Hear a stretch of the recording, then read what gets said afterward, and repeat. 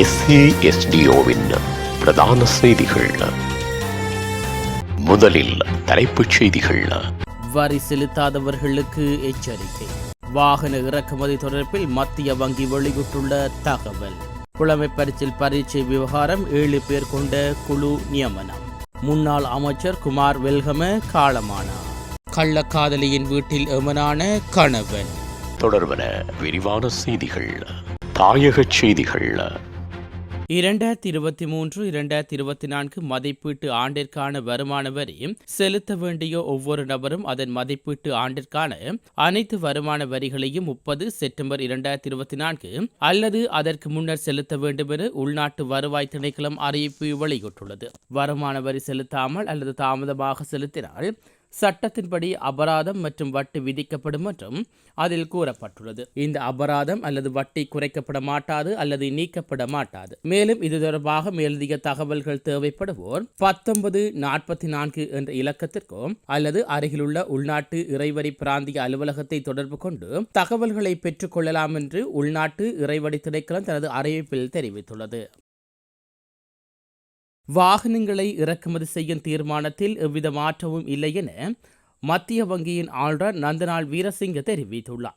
மத்திய வங்கியினால் அழைப்பு விடுவிக்கப்பட்ட செய்தியாளர் மாநாட்டில் கலந்து கொண்ட போதே அவர் இதனை தெரிவித்துள்ளார். அத்துடன் மத்திய வங்கியிடம் தேவையான பண கையிருப்பு இருப்பதாகவும் அவர் கூறியுள்ளார். இதேவேளை மத்திய வங்கி கொள்கை வட்டி விகிதங்களான துணை நில் வைப்பு வசதி வீதத்தினையும் மற்றும் துணை நில் கடன் வழங்கல் வசதி வீதத்தினையும் தற்போது மட்டத்திலேயே பேணுவதற்கு தீர்மானித்துள்ளது. அதன்படி துணை நில் வைப்பு வசதி வீதம் மற்றும் துணை நில் கடன் வழங்கல் வசதி வீதத்தினையும் முறையே 8.25% மற்றும் 9.25% பேணுவதற்கு தீர்மானிக்கப்பட்டுள்ளது. வினாத்தாள் சர்ச்சையை ஏற்படுத்தியுள்ள தரம் 5 புலமை பரீட்சை இந்த வருடம் மீண்டும் நடத்துவதா இல்லையா என்பது குறித்து தீர்மானிப்பதற்காக 7 பேர் கொண்ட குழு ஒன்று நியமிக்க கல்வி அமைச்சு நடவடிக்கை எடுத்துள்ளது.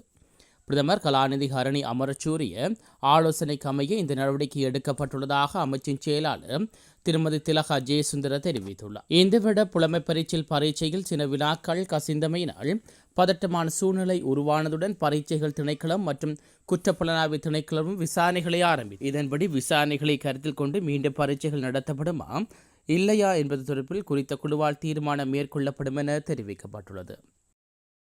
களுத்துறை மாவட்ட முன்னாள் பாராளுமன்ற உறுப்பினரும் முன்னாள் அமைச்சருமான குமார வெல்கம காலமானார். தனியார் வைத்தியசாலையில் சிகிச்சை பெற்று வந்த அவர் சிகிச்சை பலனின்றி காலமானதாக அன்னாரின் குடும்ப உறுப்பினர்கள் தெரிவித்தனர். காலமாகும் போது அவருக்கு வயது 74 ஆகும். ஸ்ரீலங்கா சுதந்திர கட்சியின் நீண்டகால உறுப்பினராக இருந்த வெல்கம பின்னர் அதிலிருந்து விலகி நவலங்கா சுதந்திர கட்சியின் தலைவரானார். 2020 பொதுத் தேர்தலில் அவர் ஐக்கிய மக்கள் சக்தியுடன் இணைந்து தேர்தலில் போட்டியிட்டு பாராளுமன்றத்துக்கு தெரிவார். குமார வெல்கம கைத்தொழில் அபிவிருத்தி அமைச்சராகவும் போக்குவரத்து அமைச்சராகவும் பணியாற்றியுள்ளமை குறிப்பிடத்தக்கது.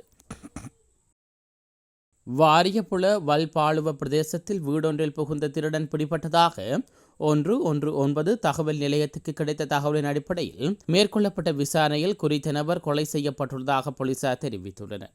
உயிரிழந்தவர் சுந்தரகம அவுலோகம பகுதியைச் சேர்ந்த 33 வயதுடையர் என தெரிவிக்கப்படுகிறது. உயிரிழந்தவர் சந்தேக நபரின் மனைவியுடன் கள்ள தொடர்பில் இருந்தவை விசாரணைகளில் தெரிய வந்துள்ளதாகவும் உயிரிழந்தவரின் சந்தேக நபரின் வீட்டுக்கு வந்தபோது சந்தேக நபர் வீட்டில் மறைந்திருந்து கத்தியால் தாக்கியதாக போலீசார் தெரிவித்துள்ளனர். சடலம் தொடர்பில் நீதிவான் விசாரணை நடத்தப்பட்டதுடன் 36 வயதுடைய சந்தேக நபர் கொலை செய்யப்பட்ட சம்பவம் தொடர்பில் கைது செய்யப்பட்டுள்ளார். மீண்டும் தலைப்புச் செய்திகள். வரி செலுத்தாதவர்களுக்கு எச்சரிக்கை. வாகன இறக்குமதி தொடர்பில் மத்திய வங்கி வெளியிட்டுள்ள தகவல். புலமை பரீட்சை விவகாரம் 7 பேர் கொண்ட குழு நியமனம். முன்னாள் அமைச்சர் குமார் வெல்கம காலமானார். கள்ளக்காதலியின் வீட்டில் எமனான கணவன்.